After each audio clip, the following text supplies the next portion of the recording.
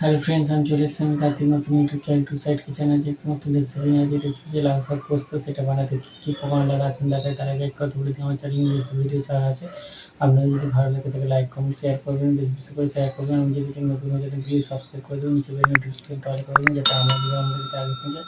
তো চলুন লাউ শাক পোস্ত রেসিপিটা বানাতে কী কী উপকরণ লাগে আসুন দেখায়।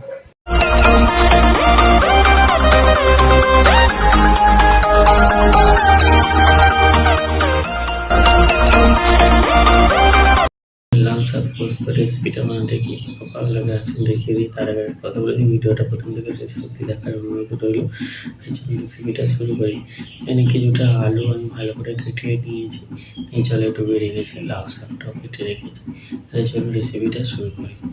তেলের উপর দুটো শুকনো লঙ্কা দিয়ে দিয়েছি, গ্যাসটা জলে কড়াটা বসিয়ে দিয়েছি, তেলটা গরম হয়ে গেছে। এর মধ্যে এবার 5 ফোড়ন দিয়ে দেবো, আলু দিয়ে দেবো,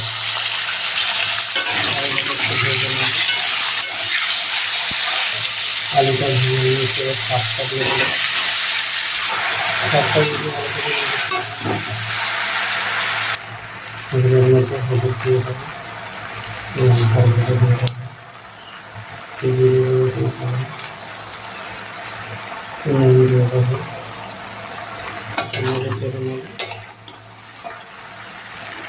ঢাকা দিয়ে দেবো, ভালো করে ঢাকা দিয়ে ভাপিয়ে দিয়েছে। টমেটোটা দিয়ে দেবো এবং জল দিয়ে দেবো, জল দিয়ে দিয়েছি। ভালো করে ঢাকা দিয়ে আলু শাক ভালো করে সিদ্ধ করে নেবো, জলটাও কমিয়ে নেবো।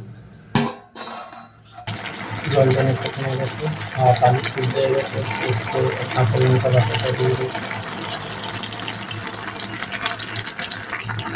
ভালো করে নেড়ে চেড়ে নেবো। লাউ শাক পোস্ত রেসিপিটা হয়ে গেছে, লাউ শাক পোস্ত রেসিপিটা হয়ে গেছে। এই রেসিপিটা যদি আপনাদের ভালো লেগে থাকে লাইক কমেন্ট শেয়ার করবেন, বেশি বেশি করে শেয়ার করবেন, আর প্লিজ সাবস্ক্রাইব করে দেবেন, আমাদের পাশে থাকবেন। চলুন তাহলে দেখাচ্ছে নেক্সট ভিডিওতে, এবং নতুন নতুন ভিডিও পাওয়ার জন্য আমাদের চ্যানেলটাকে সাবস্ক্রাইব করে আমাদের পাশে থাকবেন। চলুন তাহলে দেখাচ্ছে নেক্সট ভিডিওতে।